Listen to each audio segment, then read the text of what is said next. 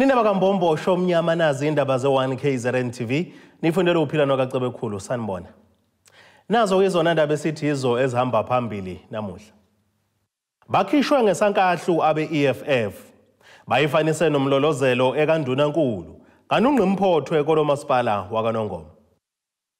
Kuphoqele kuba kakhishwe ngendluzulu amalungu eqembu le-EFF eshamthetho sesifundazwe KwaZulu-Natal ngemuva kokuphazamisa kenkulumo kaNdunankulu esifundazwe noMusa Dube-Ncube ethula inkulumo yakhe ebhekiswe esifundazweni eMgungundlovu. Laba abashaye phansi ngonyawo bathi angeke uDube-Ncube athule inkulumo yakhe ngoba bemsola ngokungabi neqiniso. Somlomo eshamthetho uNontembeko Boys ubize zonke inhlaka zamaphoyisa bezikhona ukuba zikhiphe Ngesankahlu amalungu e-EFF ngaphandle.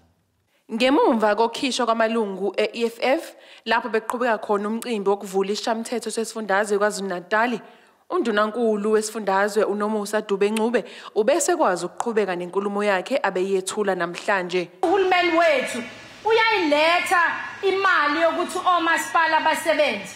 Njengamanje uhulumeni lo oholwa nguKhongolo Sebakithi ngicela ukunikhumbuza uMIG umiki nemali ethi umiki uhulumeni ukhiphe la KwaZulu-Natal mhlonishwa 3.6 billion okhishwe la KwaZulu-Natal wanikwa omasipala over the MTEF.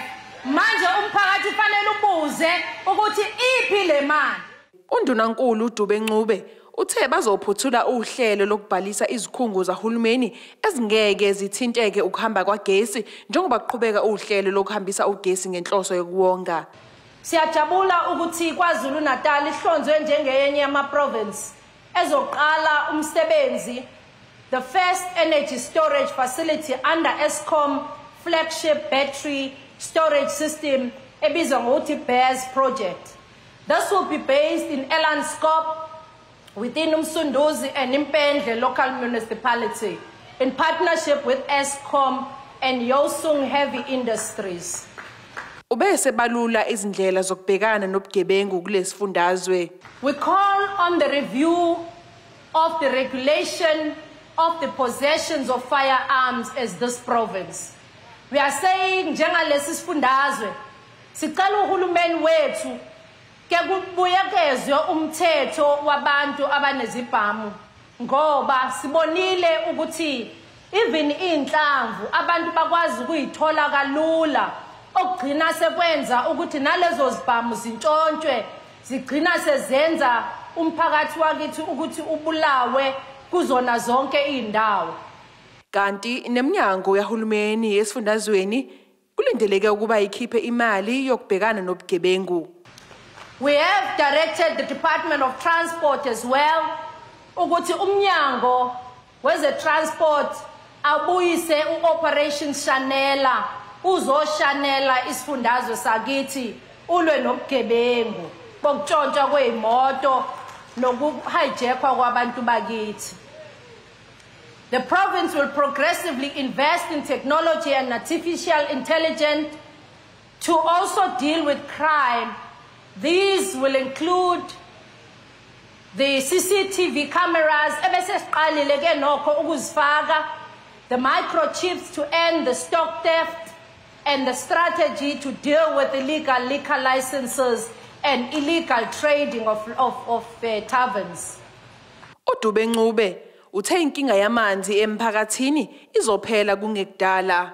Emva kweminyaka eminingi yokuhlupheka kwabantu bakithi eJozini siyafisa ukubongela umphakathi wakithi kodwa nohulumeni ukuthi ukwazi ukusinikeza ilicense yokuthi umasipala akwazi ukudonsa amanzi alapha ya eJozini Dam ukuze abantu bakithi babone bawathole amanzi ngokusheshsha. Njengamanje amaward ward 3 namanye aseyahlomula already ohlelweni olenziwe oluzoqhubeka ukudonsa amanzi eJozini luwafake empompini ukuze abantu bakithi bathole amanzi okuphuza. Ezindabeni ze1KZNTV ngu-Ayanda Dube ngibika ngisemgungundlovu. Amaqembu angaphikisa Eff.Bayifanise Nomlolozelo ukushushuzela ingane uma ngabe yozela ukuzilale inkulumo kaNdunankulu wesifundazwe saKwaZulu-Natal uNomusa-Dube-Ncube abeyibhekise kubantu bakulesifundazwe namuhla. Lamaqembu athi udaba lokudala kwamathuba omsebenzi solufana neculo njengoba beningi abantu abangasebenzi kanjalo nodaba lenkinga yokucishwa sakonga ugesi okwenzeke ezweni lonke kayizwakala iphakamiso ngexazululo zikahulumeni wesifundazwe kuyona lenkinga. I-ANC KwaZulu-Natal iyamkelile inkulumo yaNdunankulu uNomusa-Dube-Ncube njengoba bethula inkulumo yakhe yokuqala ngqa njengoNdunankulu wesifundazwe KwaZulu-Natal. Sicabanga ukuthi uNdunankulu ukhuluma ngeindaba eziningi kakhulu ezinhle ezowulekela umphakathi waKwaZulu-Natal. Ukhulumile ngamathuba omsebenzi ukuthi intsha yonke le ama graduates kufanele uhulumeni kusondelele eduzane kwayo kodwa nokusebenzana neprivate sector. Wakhuluma ngokwakhiwa kwamadamu eindaweni zasemakhaya ikakhulukazi wakhuluma ngaseGwini, oThukela, Zululand and eThekwini ukuthi efaka amapipe amasha. Ukhulumile ke uNdunankulu ngendaba infrastructure ezolekelela ukuthi isifundazwe sethu singabe saba senkingeni. N3 no N2 currently uyakhiwa ukwazi ukuthuthukisa umnotho wethu. Wakhuluma ukuthi sinolwandle lude almost 3000 kilometers ekufanele kwazi ukusebenza kuzoba khona iMaritime University endaweni yasoGwini. Wakhuluma ngendaba ukuthi cannabis noma ukusebenza kwehemp sekufanele sikwazi ukubalekelela abantu basemakhaya endaweni kade behlwempu kufanele bathola ama license. Wakhuluma futhi ngendaba ukuthi ke njengamanje kama bridges kufanele wenze uDepartment of Transport ukulekela ingane ezingaphinde zibe zibuloke zimuka emgaqweni. Wakhuluma ngendaba ukuvuselela kwengqalasizinda endaweni ezokwazi ukuthuthukisa iICT as an industry. Wakhuluma ke futhi ngendaba etechnology ukuthi yona ezokwazi ukulekela isizwe kuya phambili wasethi kuyofanele sikhumbule sefake imali. Wakhuluma kakhulu ngendaba yo crime isilo futhi nakhona esikhulumile ngasizolo ukuthi ubugebengu ebubheke nabantu bakithi ngeke sikwazi ukuthi sibiyeke.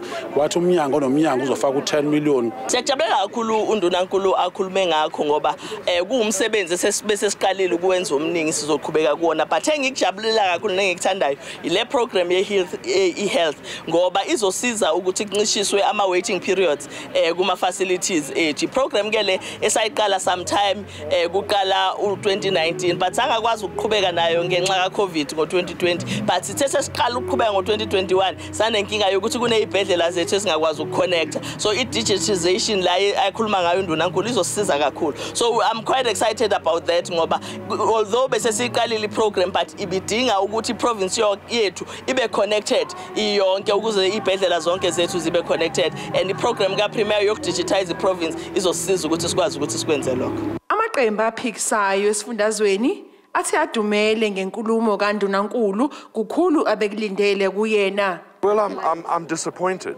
It's probably one of the longest State of the Province addresses we've ever had, unlike His Majesty the King, that was concise and to the point and raised pertinent issues. I think today's State of the Province address clearly shows a Premier and an ANC that is out of touch with reality. You know, when we're talking about the development of smart cities, we're talking about remote control panic buttons, yet we can't maintain the cities that we've got. You know, police don't have vehicles, so what's the point? A lot of this stuff to me was just pie in the sky, and it's not addressing the real concerns of the real people on the ground, those people who are unemployed, those people who are hungry, those people who do not have housing. So I think it was a dismal State of the Province address. Kuyiqiniso ngempela KwaZulu-Natal sinenke yobugebengu nokubulawa kwabantu, kodwa ngicabanga ukuthi la okunegebe khona lisekuthenini senza kanjani ukuqinisekisa ukuthi ubugebengu siyabuqeda. Uma ukhuluma ngendaba yokuthi uzofaka ama sensors ema-police station, iqiniso lithi this police station kumanje ungafona ukhathale incinga ibanjwa khona. Now uma ukhuluma ngeyibhamu egcwele kubantu kuyiqiniso lokusho uNdunankulu ukuthi ibhamu igcwele kubantu and iningi lazi emthethweni, kodwa kumele kube ukuthi kuba nethimba namaphoyisa asebenza ngokuyikhulu ikhandla uqinisekisa ukuthi abantu aphethe ibhamu emthethweni bayaphuca. Siyayizwa ke ukuthi nathi usithintile kuhulumeni basekhaya wathi khona imali engumhlomulo esitholile ewu7.5 million rand nemali enye ayingagalulanga ngegama esoyithola yokuba isize futhi eqinisekeni ezokuxhumana kanye ne-infrastructure emzinyathi. Le mali ke imali ebonakala ukuthi mawizwa makuthiwa 7.5 million uthi imali enkulu incane kakhulu uma uqhathanisa umzinyathi umasipala phakathi nendawo eNingizimu Afrika KwaZulu-Natal. lapho abantu benganawo amathuba emisebenzi kakhulu. Esikuconcludayo ke ukuthi oqala nje baqhamuke nezethembiso ezintsha nokukhanda ithemba elisha. Uzisholo yena kuNdunankulu wathi bantu bakithi akulahlwa mbeleko ngakufelwa, okusho ukuthi ningasilahli ngokuthi sehlulekile. Sicela ukusho ke thina kuNdunankulu ukuthi hayi uANC abantu bakwaZulu Natal bakwazi ukubambelela kwisisho sokuthi akulahlwa mbeleko ngokufelwa, bahlulekile ukuhlangabeza izidingo zabantu. Amamombo wonke asethe njo kwinkulumo mpikiswano ekulindeleke ukuba ibanjwe ngemumva kwenkulumo kaNdunankulu wesifundazwe. Ezindabeni ze1KZNTV ku-Ayanda Dube ngisemgungundlovu. Osotswebhe amakhansela be-ANC ne-NFP bathi bayasamukela isinqumo senkantolo enkulu eMgungundlovu Ondongazibomvu sokuchitha umshangano endabandaba njengomeya kumasipala kaNongoma enyakatho lesifundazwe saKwaZulu Natal bekanye nobabongiwe Sithole njengosomlomo. Lokhu kuzemva ukuthi iziphathimandla zalomasipala zifake icala lokwephula komthetho wokuhlalisa umhlangano obuketho umeya we-IFP Albert Mncwango nosomlomo kulomasipala wasehlalangosi. Kuleli icala uThemba Mbatha uyena obemela amakhansela eNFP kwathi advocate Donda Madonsela yena ubemela iziphathimandla zomkhandlu okumeya kanye nosomlomo kumasipala waKwaNongoma. Echaza uJudge Nkosi uveza ukuthi umnyango zokubusa ngokubambisana nezindaba zomdabu uhlulekile ukulalela izinhlangothi zombili ongamakhansela eNFP ANC kanye neziphathimandla zomkhandlu mayelana nezizathu ebeyivimbela usomlomo kanjalo nomphathi kamasipala ukuthi ahlalise umhlangano wesiphakamiso ebesifaka amakhansela ANC ne-NFP kanjalo ne-EFF sokukhipha ubuholi be-IFP emandleni kuwona lo masipala. Echaza uJudge uthi umnyango bengumele ulalela izinhlangothi zombili ngaphambi kokuthi ungenelele. Imphumela yalomhlangano kube ukuthi kube sekukhishwa ekhundleni umeya kanye no speaker somkhandlu.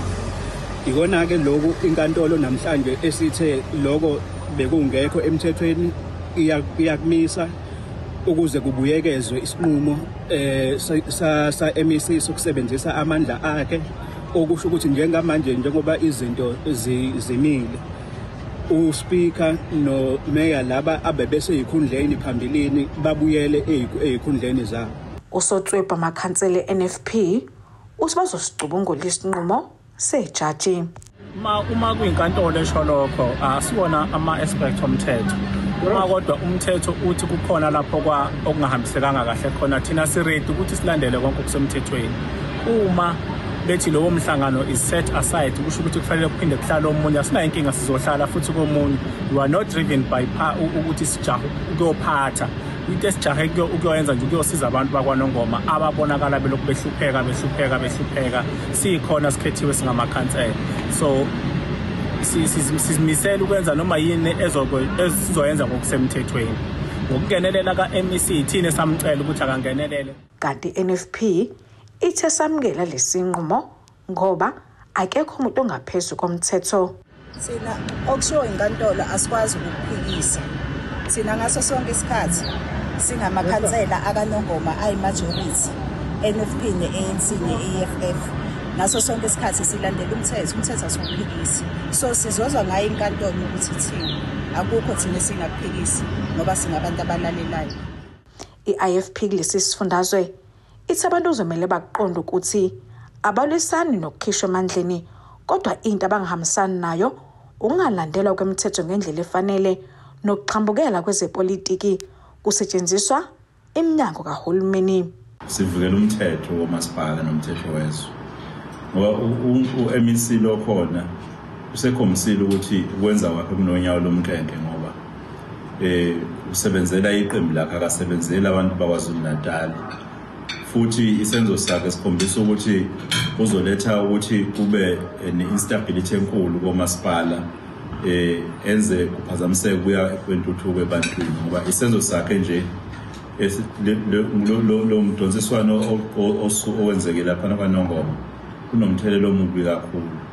Ngakho njengeqembu lenkatha ke siyakholela ukuthi yonke into silungise ngokomthetho ngoba siyiqembu elikholelwa ekuthuleni ukuthi noma kuneyinselelo zonke inselelo sikwazi ukuthi silungise ngokuthula. Ngakho ke njengoba siye enkantolo lapha inkantolo yafika yavuna ithini ukuthi impela uMEC akenzanga kahle. Sasithembile ukuthi uMEC ngoba phela siyazi ukuthi unawo umlando wokuba yikhansela sithi uyoyiqonda imithetho yomasipala. Kodwa sibonile ukuthi kuningi umzima okuzothwala omasipala ngaphansi koholo lakhe ngoba yena ubuye esebenzela ipolitiki engasebenzela abantu. Lo usichaza nje iqembu la EFF. Icala libe sehlehlelo mhla ka-20 kuMarch kuwona lonyaka nala kuzobe sekucaca khona kabanzi ngokuthi kuphi okuzomele kwenzeke kuwona lo masipala. Ngotebogo Sibisi, ngisenkantolo enkulu ePietermaritzburg. Ake sithi shelele itolo umbukelo sophinde sibuye nezinye zeindaba.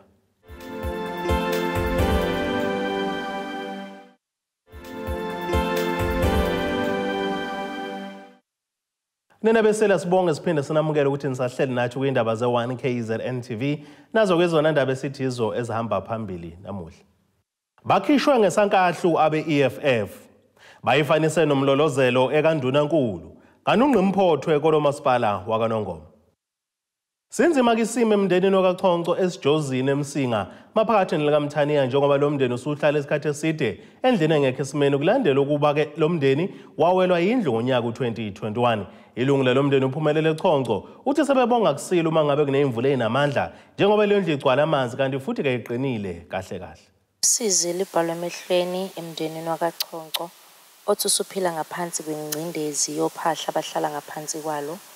Uphumelele Chonco uthi babonga bevukile ekseni uma kuneziphepho kanye nezimvula.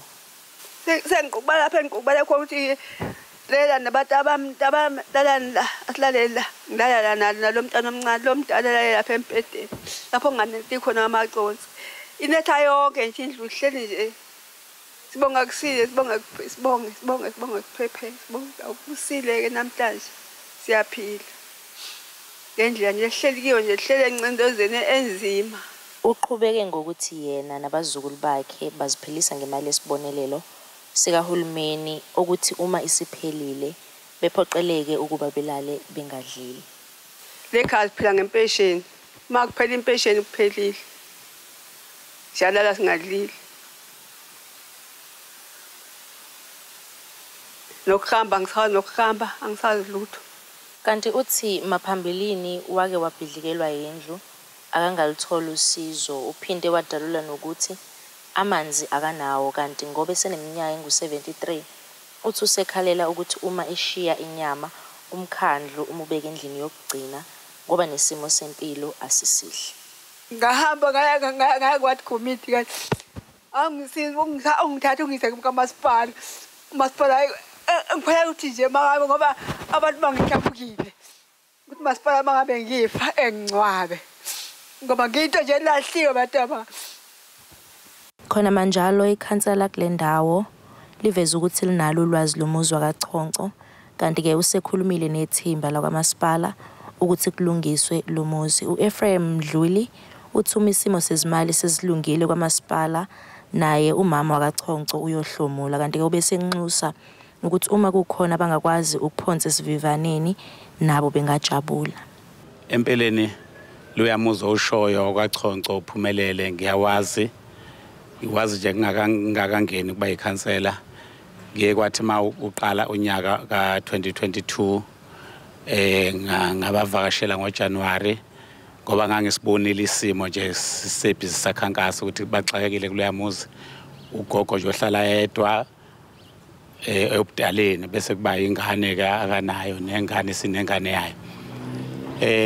Ngeke ngabazama ukuthi ngiyobapha nje kwamaswidane ukuthi ngibuka ngesimo nje abaxake ngaso ngibone nje umuzi wakhona akumuzi osesimeni sifanele osokuhlala umuntu ophilayo la eSouth Africa.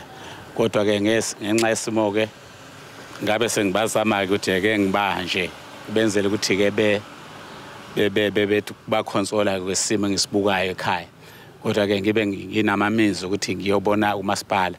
Ngempela ke ngabe sengisuka ngiya kwamasipala ngiyocela usizo khona. Kwamasipala ke ngafika bangirefer kwa disaster. Kwa disaster ke ngaya kibo futhi ngayolifaka udaba ukuthi ukulekeleleke ukuthi mhlambe akukhona abangakhandelwa kona onjeka nje noma u2 room noma u1 room okungenani. Ezindabeni ze1KZNTV kubika uThobeka Dladla esijozini eMsinga.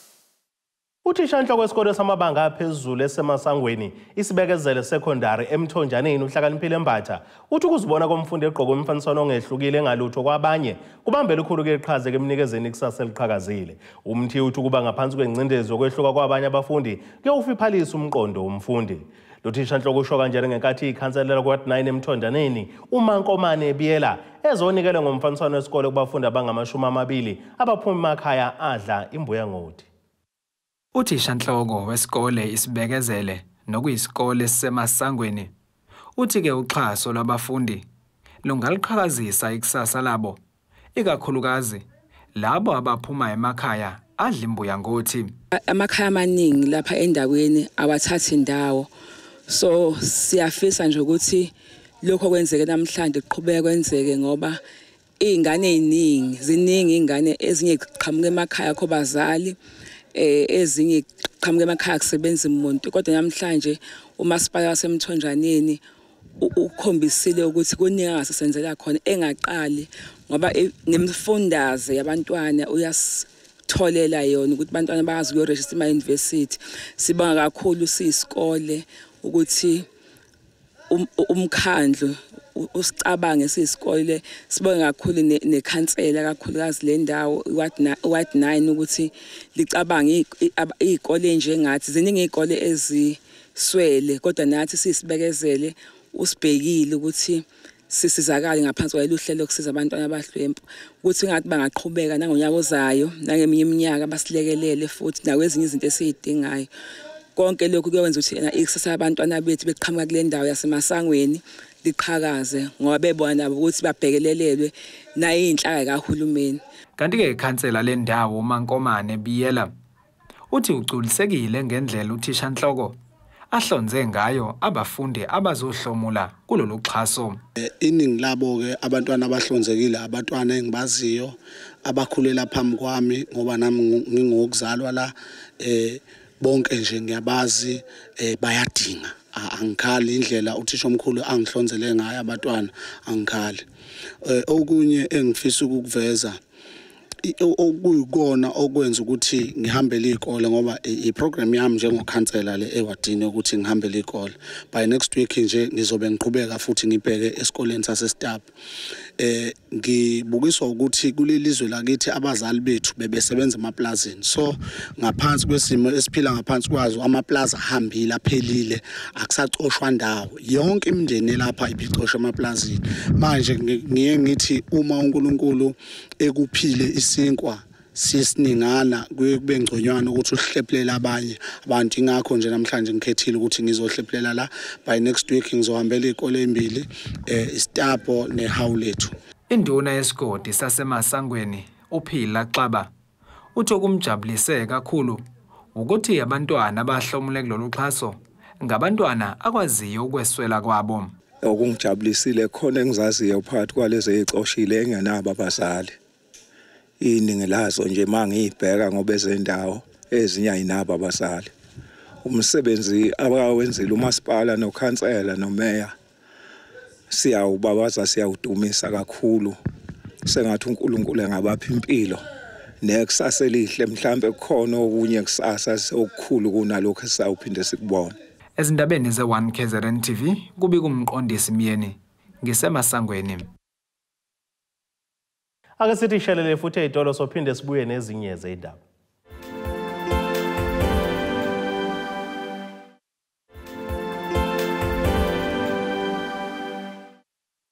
Asibongene nebeselo siphinde sinamukele kwindaba zethu ze1KZNTV nazo izona ndaba esithi yizo ezihamba phambili namuhla. Bakhishwe Ngesankahlu abe EFF.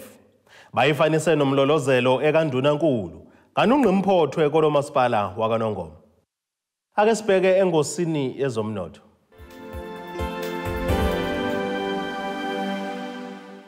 Iranda kuleli bizo 18 rand 21 cents kuyidola lasemelika bengu 21 rand 89 cents kupondo waseBrithani libengu 19 rand 30 cents maqhathaniswa ne-euro yase-Europe.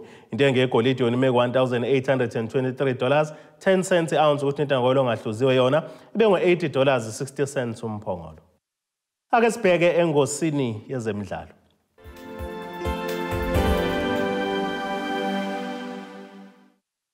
Wonke amehla kubethenjwa kumdlalo womkhaya weligi ye-DStv Premiership ophakathi kwey'nkunzi zaseSoweto Kaizer Chiefs ne-Orlando Pirates kusasa. Lo mdlalo uzokuba usenkundleni ye-FNB eGoli uzoqala ngokugamanxa kwehora lesithathu ntambama. I-Chiefs iya kulo mdlalo kuyipinjelwa izinto njengoba isanqobe kanye kwimidlalo kemihlanu kanti i-Pirates yona isanqobe ke emine kwemihlanu. Kanti emidlalweni weligi womlenze wokuqala wesizini iy'mpofana zaguqiseka amagebhula ngegoli elilodwa eqandeni elaba ngundabuze kwayo ka-Yusuf Mart alishaya walijukujele kude. Ake sibheke isimo sezulu esingalindeleka.